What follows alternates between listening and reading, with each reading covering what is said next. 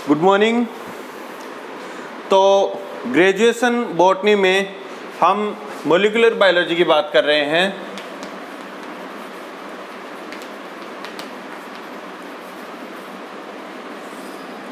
Molecular biology की video lecture श्रृंखला में जो लास्ट क्लास थी हमारी, उसमें हम न्यूक्लियोटाइड, आप थोड़ा सा बता दूं, न्यूक्लियोटाइड कहाँ?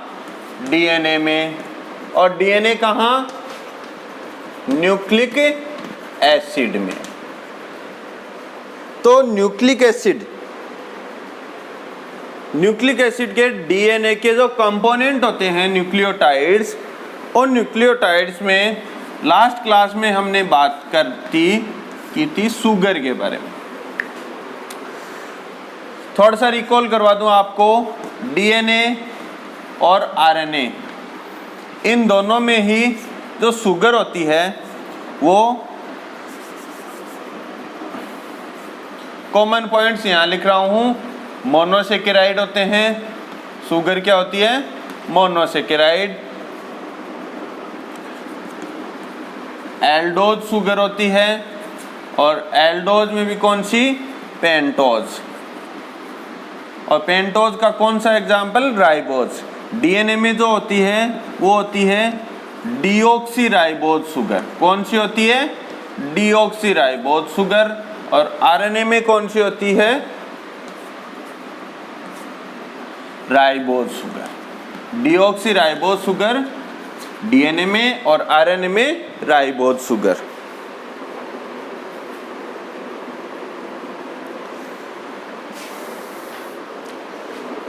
अगर हम स्ट्रक्चर के बेसिस पे इन दोनों में डिफरेंस समझना की कोशिश करें, तो डीएनए में जो शुगर होती है वो हावर्थ प्रोजेक्शन में फ्यूरानोज रिंग के रूप में पाई जाती है। फ्यूरानोज रिंग में ये कार्बन नंबर 1 होता है, ये कार्बन नंबर 2 होता है, ये कार्बन नंबर 3 होता है,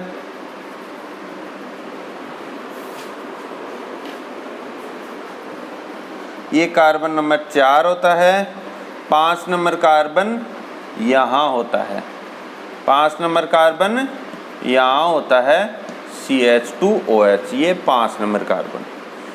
4 नंबर के साथ एक तरफ एल्कोहल तो दूसरी तरफ हाइड्रोजन। 3 नंबर के साथ एक तरफ हाइड्रोजन, दूसरी तरफ हाइड्रोक्सियल। OH ग्रुप कौन सा हो गया?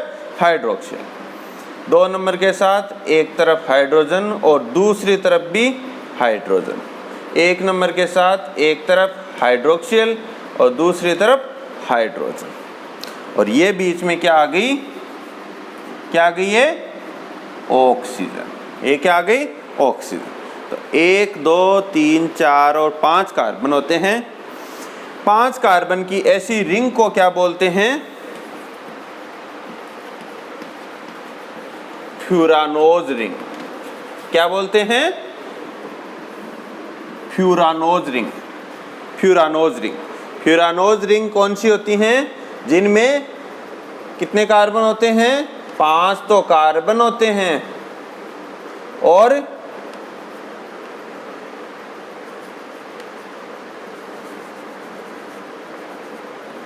4 मेंबर होते हैं।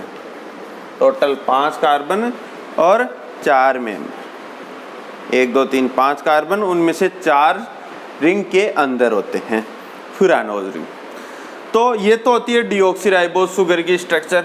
राइबोज शुगर की स्ट्रक्चर हम देखें तो वो होती है कुछ इस टाइप की। ये carbon number 1, carbon number 2, carbon number 3, carbon number 4, और यहाँ ये कार्बन नंबर 5। इसके साथ ये हाइड्रोजन और हाइड्रोक्सियल, ये हाइड्रोजन और ये हाइड्रोक्सियल, ये हाइड्रोक्सियल और इधर हाइड्रोजन। दोनों में डिफरेंस क्या आ रहा है? दोनों स्ट्रक्चर में डिफरेंस किस चीज़ का है? कार्बन नंबर 2 पर यहाँ दोनों ग्रुप हाइड्रोजन है, जबकि राइबोज शुगर में कार्बन नंबर 2 पर क्या है? हाइड्रोक्सिल ग्रुप है। क्या है? हाइड्रोक्सिल ग्रुप है। तो डिफरेंस क्या है? राइबोज और डिऑक्सी राइबोज में दोनों में डिफरेंस क्या है कि इसमें तो क्या होता है, हाइड्रोजन एट कार्बन नंबर 2 और इसमें हाइड्रोक्सियल OH कौन सा ग्रुप होता है? हाइड्रोक्सियल एट कार्बन नंबर 2। अब थोड़ा सा आपको इनके बारे में बता दूं। डीऑक्सी राइबोज इसको इसलिए बोलते हैं, इसको समझने का आप ध्यान रखना। D means 2, D means 2, oxy मतलब ऑक्सीजन। तो 2 नंबर पर ऑक्सीजन नहीं हो, ये एक याद रखने का तरीका है। 2 नंबर पर ऑक्सीजन नहीं हो, इसमें 2 नंबर पर हाइड्रोजन के साथ में ऑक्सीजन भी है। ये जो नंबर्स हैं इनके बारे में थोड़ा बता दूं आपको। कार्बन नंबर 1 होता है, 1 का जो हाइड्रोक्सिल ग्रुप होता है वो क्या होता है? ऊपर की तरफ होता है। तो जिनमें कार्बन नंबर 1 क्या है? कार्बन नंबर 1 क्या है? ये कौन सा कार्बन है? Anomeric carbon. कौन सा कार्बन है? Anomeric carbon. जिस कार्बन के साथ फंक्शनल ग्रुप जुड़ा हुआ हो उस कार्बन को क्या बोलते हैं? Anomeric carbon. कार्बन नंबर 1 में जो एनोमेरिक कार्बन पर हाइड्रोक्सिल ग्रुप अगर ऊपर की तरफ है तो ऐसी शुगर को क्या बोलते हैं? बीटा। क्या बोलते हैं? Beta anomer. और अगर हाइड्रोक्सिल ग्रुप नीचे की तरफ हो तो उन्हें बोलते हैं अल्फा एनोमर। इसमें कहाँ पर है? ऊपर की तरफ, तो बीटा। दूसरा, इनकी अगर फिशर प्रोजेक्शन की बात करें तो जो स्ट्रेट वाली जो कल हमने बात की थी उसमें अल्कोहल के जस्ट नियर वाला जो कार्बन होता है उसमें हाइड्रोक्सिल ग्रुप दाहिनी तरफ होता है, डेक्स्ट्रो रोटेटरी होता है, तो वो हो गया डी। तो इसका नाम क्या देंगे हम? बीटा डी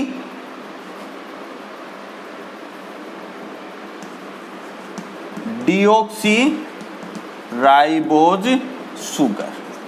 कौन सी होगी? Beta D deoxy ribose sugar. Beta D deoxy ribose sugar.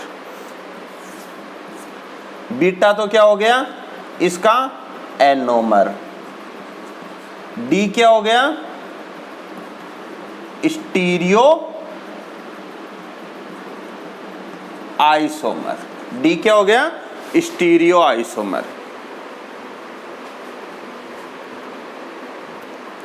D क्या हो गया? Stereo isomer.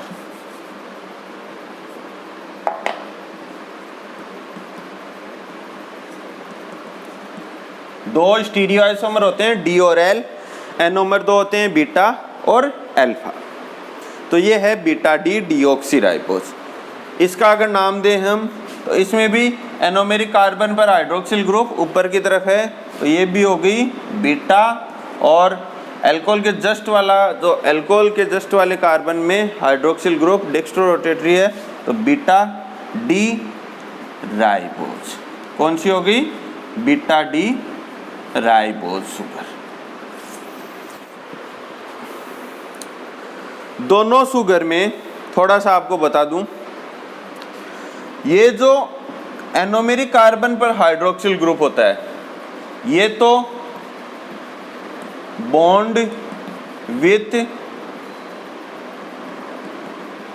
Nitrogenous base. 1 number carbon का हाइड्रोक्सिल ग्रुप नाइट्रोजिनस बेस के साथ जुड़ता है। 2 नंबर पर हाइड्रोक्सिल ग्रुप है नहीं।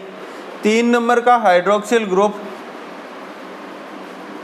ये क्या बनाता है? Phospho diester bond. क्या बनाता है? Phosphodiester bond.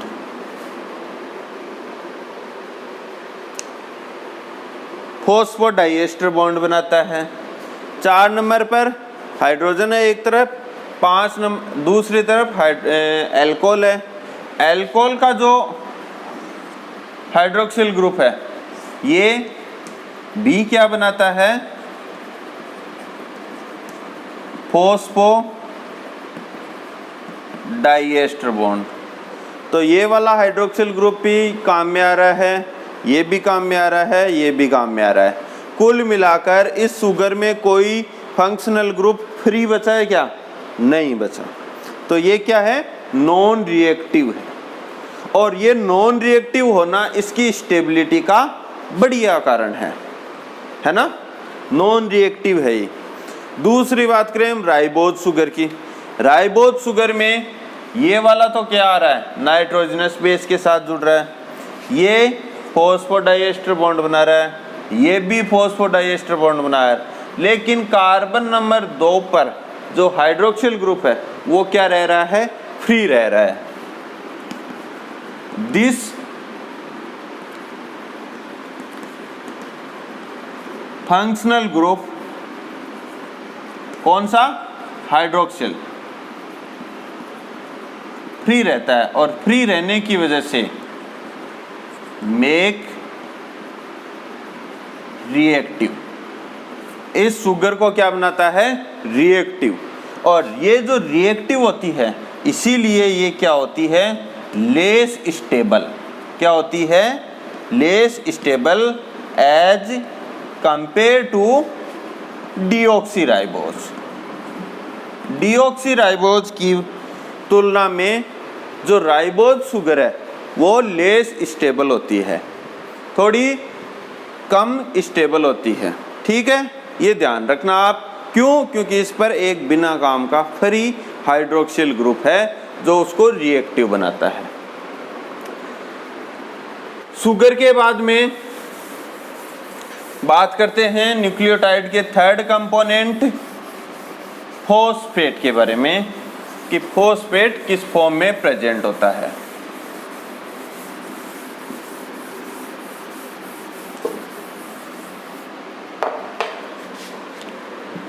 तीसरा component phosphate. Phosphate group, phosphate group होता है, वो होता है in the form of phosphoric acid. किस फॉर्म में प्रेजेंट होता है, फॉस्फोरिक एसिड। कौन सी में, H3PO4 में। H3PO4 कौन सी स्ट्रक्चर होगी, POH double bond O, OH और OH, PO4, H3PO4। ये तो कब जब जुड़ता है, और इन पॉलीन्यूक्लियोटाइड चेन, जब न्यूक्लियोटाइड्स खूब सारे आपस में जुड़ जाते हैं तो पॉलीन्यूक्लियोटाइड चेन बनती है। इसमें ये फॉस्फोरिक एसिड बदल जाता है फॉस्फोरिक एसिड आयन के रूप में। किस फॉर्म में, फॉस्फोरिक एसिड आयन के रूप में।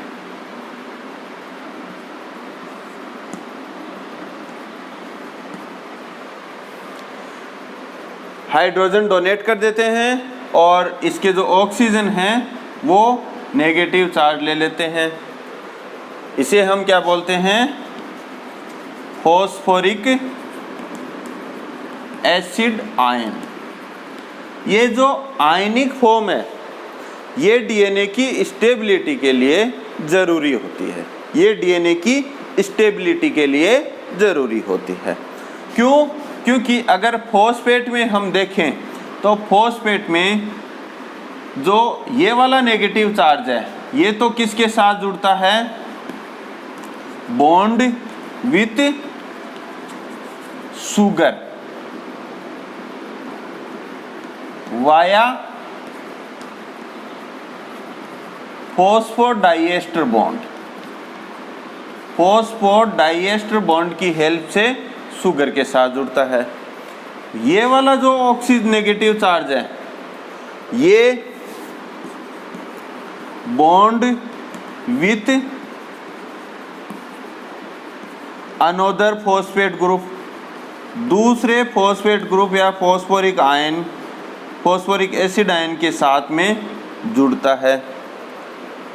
और बचा ये वाला जो नेगेटिव चार्ज, ये होता है फ्री। और इसी की वजह से डीएनए क्या होते हैं, नेगेटिवली चार्ज होते हैं। डीएनए की सरफेस क्या होती है, नेगेटिवली चार्ज्ड। सरफेस कैसी होती है, negatively charge. Negatively charge surface पर जो पॉजिटिवली चार्ज स्टोन है,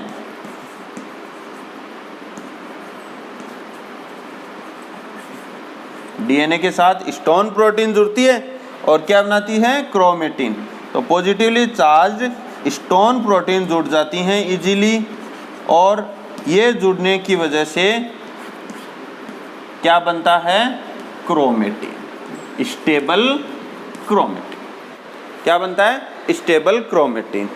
तो कुल मिलाकर जो फॉस्फोरिक एसिड है वो आयनिक फॉर्म में प्रेजेंट होता है, उसके कुछ फायदे भी हैं, उसके कुछ फायदे भी हैं, क्योंकि नेगेटिवली चार्ज की वजह से जो पॉजिटिवली चार्ज स्टोन है वो इजीली जुड़ जाती हैं और एक स्टेबल क्रोमेटिन का फॉर्मेशन होता है। ठीक है, तो ये 3 कंपोनेंट थे न्यूक्लियोटाइड के।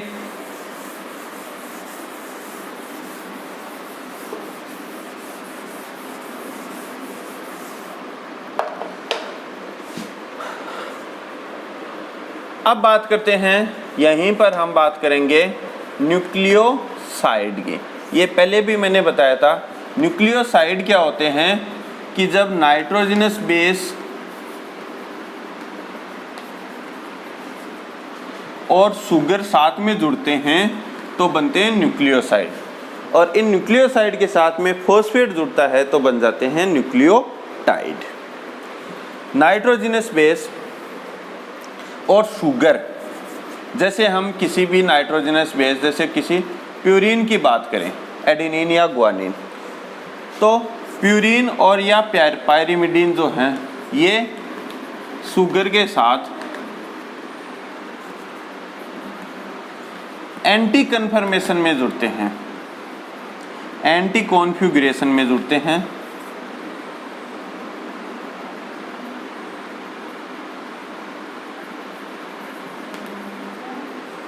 जैसे ये प्यूरिन,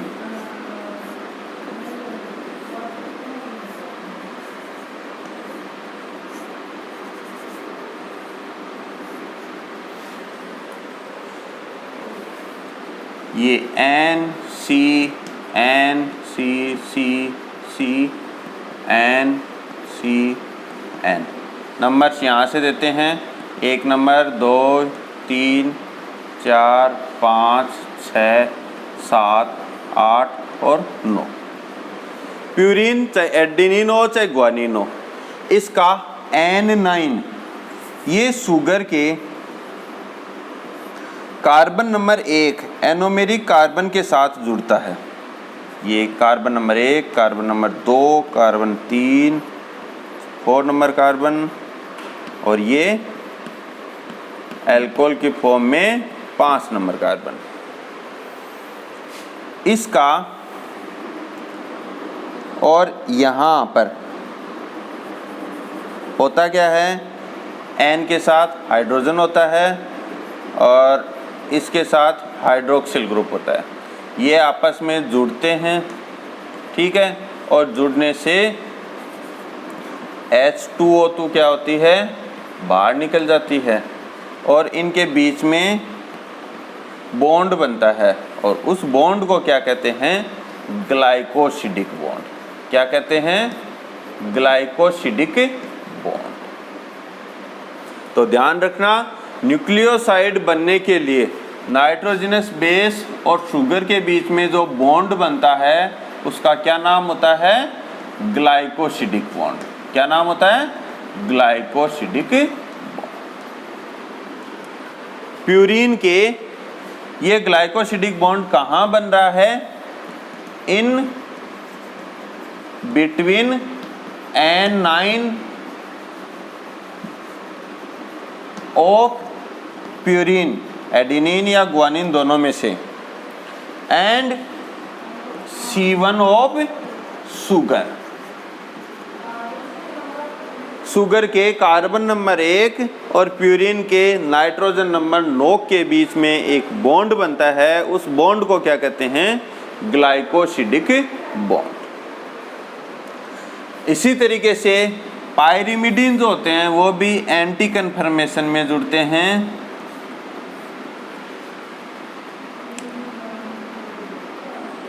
यहाँ पर N, C और C, ये 1 2 3 सॉरी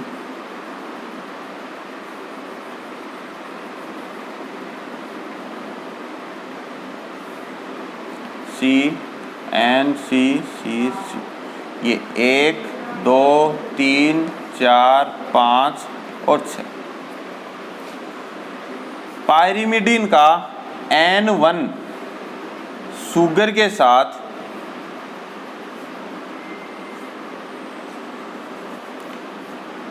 शुगर के 1 नंबर के साथ जुड़ता है,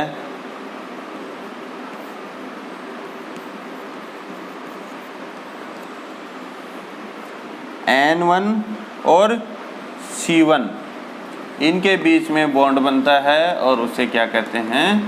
ग्लाइकोसिडिक बॉन्ड। ये ग्लाइकोसिडिक बॉन्ड कहाँ बन रहा है? In between N1 of pyrimidine. अब पायरिमिडीन कोई सा ही हो, चाहे साइटोसिन हो, यूरेसिल हो, चाहे थाइमिन हो, एंड C1 ऑफ शुगर।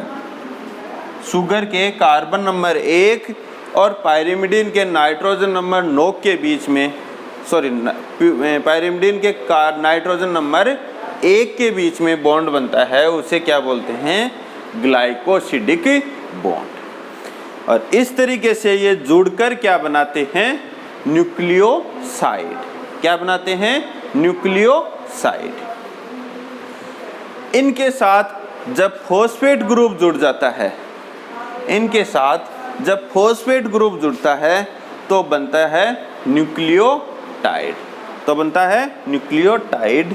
तो थोड़ा सा उसके बारे में देख लें।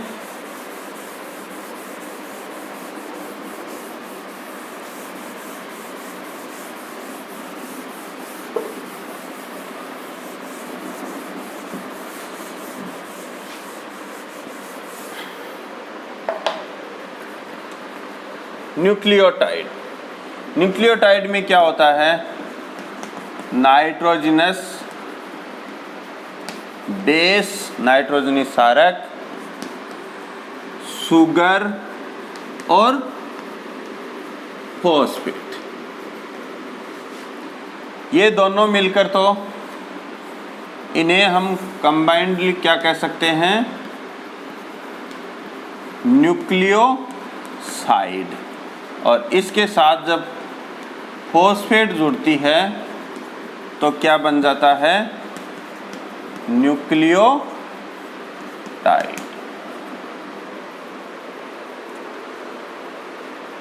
फॉस्फेट मैंने शुगर जब हम पढ़ रहे थे तब बताया था, न्यूक्लियोसाइड की जो फॉस्फेट है न्यूक्लियोटाइड की, वो हमेशा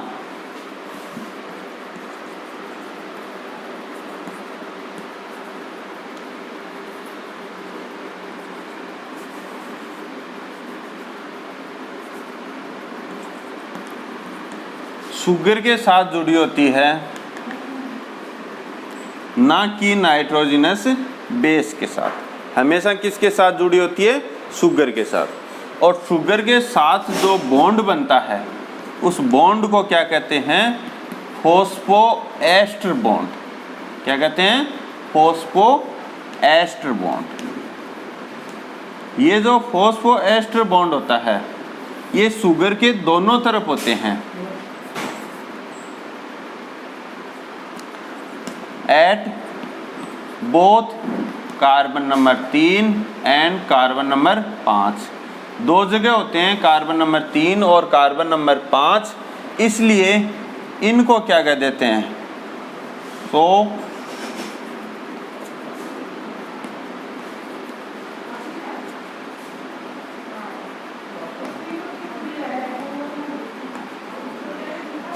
इसलिए इनको फॉस्फोडाइएस्टर बॉन्ड भी कहते हैं। क्या कहते हैं? Phosphodiester bond. ठीक है, तो शुगर, फॉस्फेट हमेशा शुगर के साथ जुड़ता है। कार्बन नंबर कहाँ जुड़ता है? कार्बन नंबर 3 के हाइड्रोक्सिल ग्रुप के साथ और कार्बन नंबर 5 जो एल्कोहल वाला कार्बन होता है उसके हाइड्रोक्सिल के साथ ये फॉस्फेट जुड़ता है। दो जगह फॉस्फोएस्टर बॉन्ड बनते हैं, इसलिए इनको हम क्या कह देते हैं? Phosphodiester bond. क्या कह देते हैं? Phosphodiester bond. जैसे हम एग्जाम्पल के तौर पे लेकर देखें, जैसे हमने लिया कोई पायरिमिडीन, ये N1C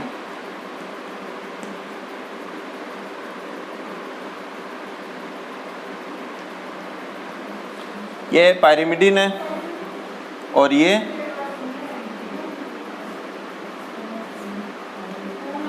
शुगर है। कार्बन नंबर 1, कार्बन नंबर 2, 3, 4 और ये 5 के साथ में ये H और इधर OH। ये क्या होता है? CH2OH होता है ना, और ये यहाँ पर बन गया ग्लाइकोसिडिक बॉन्ड, क्योंकि पहले नाइट्रोजनस बेस जुड़ता है शुगर के साथ में, उसके बाद में फॉस्फेट जुड़ता है। ये हम डीऑक्सीराइबोज शुगर ले रहे हैं तो यहाँ पर हाइड्रोक्सिल ग्रुप नहीं लिया। ठीक है, ये न्यूक्लियोसाइड है। अब यहाँ पर फॉस्फेट जुड़ेगा, यहाँ पर फॉस्फेट जुड़ेगा, तो एक बॉन्ड तो बन जाएगा। यहाँ एक फॉस्फेट जुड़ेगा यहाँ पर,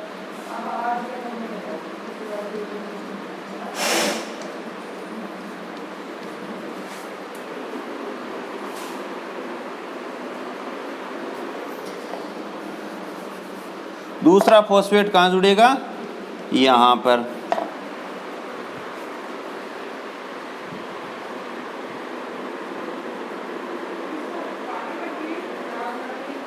ठीक है, तो दूसरा बॉन्ड यहाँ बन जाएगा। तो एक तो फॉस्फोएस्टर बॉन्ड हो गया इन बिटवीन फॉस्फेट